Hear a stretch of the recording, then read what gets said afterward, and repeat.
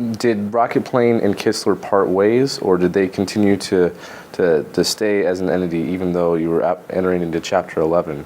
And on top of that, at what point did you decide to auction off the Kistler hardware? That was considerably later. The one of the last things that the board did, the termination of the CUTS contract happened in September of '07 after we missed the financial milestone, and so October, November 2007, what was then the merged company, Rocketplane Kistler, looking at where we're at, what's going on, said, okay, look, let's split the two companies back up. So the suborbital Rocketplane side of the company was split back out into a separate corporation. We brought in some new investors and paid a little bit of money to the parent company, Rocketplane Kistler, pulled all the suborbital stuff back out. So we had that as a freestanding corporation again by the end of '07.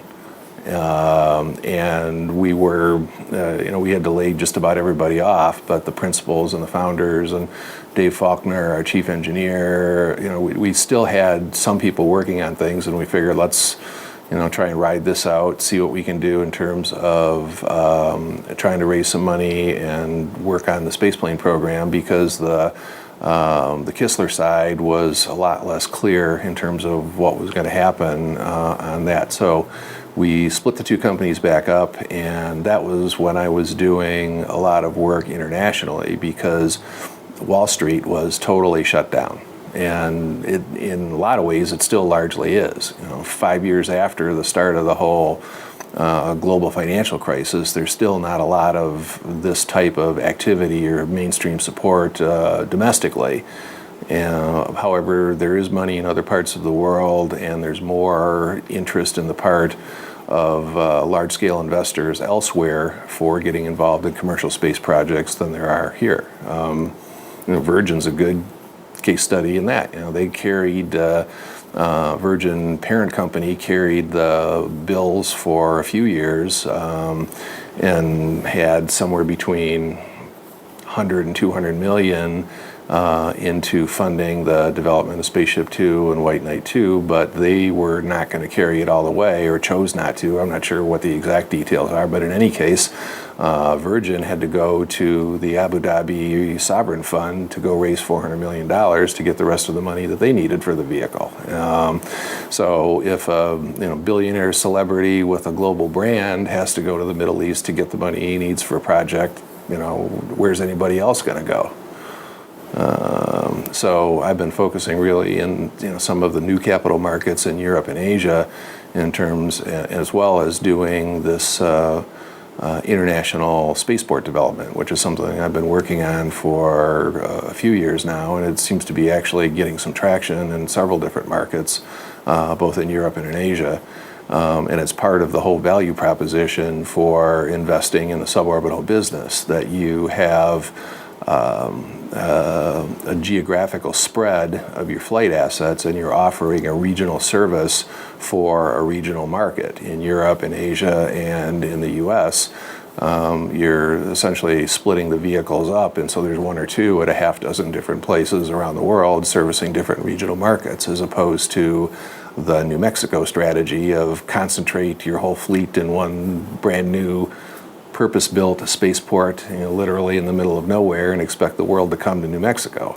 That may have been the proper thinking in 2005 when the handshake deal between Branson and Governor Richardson took place to have the state put up $200 million to build Spaceport America. It's not necessarily what you would choose to do in 2012. So we think that we've got some competitive advantages in that are ultimately going to work to our advantage. What kind of markets are you trying to hit? Obviously, you're going into Europe and Asia, but are you trying to go through national governments or private entities? Not I mean, the national governments have to get involved because the licensing and regulation side of it is still a sovereign state function. You have to be dealing at the national level for the regulatory side.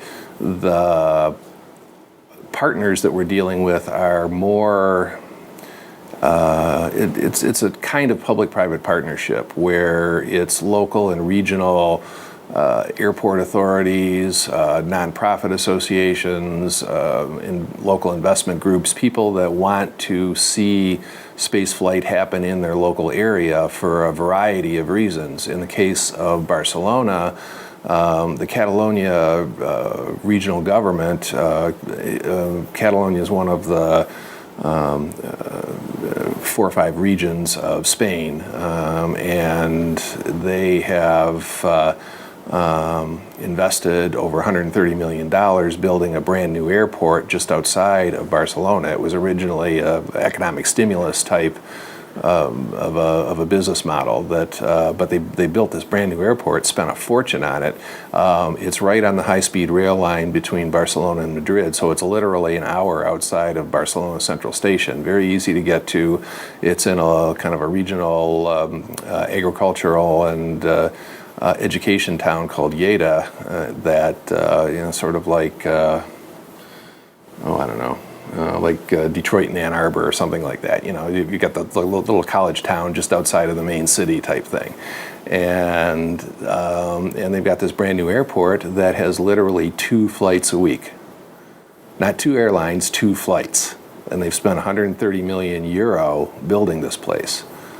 And so they want to do something with this. It was originally intended to be an economic stimulus. And so the Catalonia government has been very enthusiastic about the idea that commercial human spaceflight is a new market that can take advantage of this asset. In the U.S., we've got all these closed down Air Force bases and naval air stations and things like that. So in the U.S., the business model is more recycling surplus Cold War military assets than it is dealing with something brand new. But the basic principles are the same. It's an economic development driver. And so we go to places that are interested in getting into new industry, whether it's for the tourism side or for the research and development or the small satellite launching or all of the above. All of the places have an interest in this new activity, and when you have existing facilities where you're not having to spend a fortune building something brand new, the business model is a lot easier to close. So is there a lot of red tape that you need to go through in order to be an American company operating in Europe or Asia? We're still working through that. Of course there is. The FAA Commercial Space Office now has an international programs department. A couple of people within AST are working on it. John Sloan is the guy that runs it. And so they now have a way to start dealing with the process of how do you do an American-style space license in an overseas location. The fundamental enabling legislation of AST allows them to license the activity of American companies anywhere in the world. That's why Sea Launch gets a license even though they're out in the middle of the Pacific on their floating oil platform when they shoot a rocket. So from a legislative standpoint, they have clear mandate to regulate the activities of American companies anywhere in the world.